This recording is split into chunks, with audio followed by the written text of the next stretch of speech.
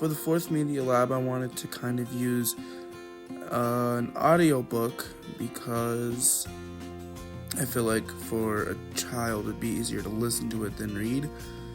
The reason I'm not including pictures is because I want this solely to be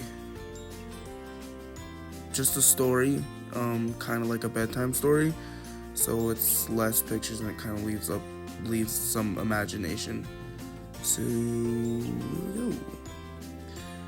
there was a boy who dreamt of traveling the world. One time he had a taste of adventure.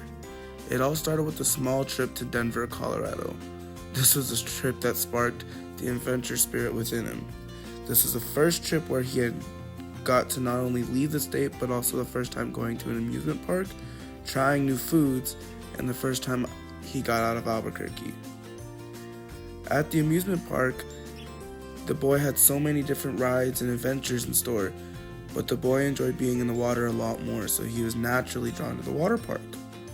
However, this was where the boy had his first experience with his fear of heights because of a water slide where, in his eyes, he had a life and death experience. Another thing that seems a little less important to the boy's taste for adventure was the taste of a new food.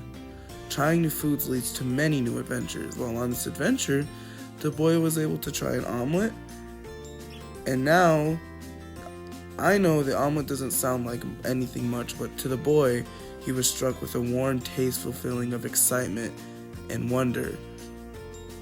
And finally, on the boy's trip, he was brought to a spot in Denver. It's called downtown Denver. It's very generic. This was where he got to do many new things, such as go to a mint where they make money and go on an art trip.